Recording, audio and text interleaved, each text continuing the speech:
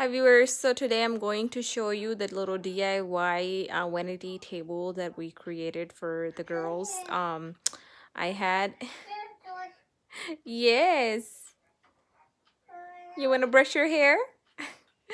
Okay, so I had this mirror just sitting around doing nothing, so I just put that up, and as you can see, this part here is their toy organizer that we utilized to keep their accessories at.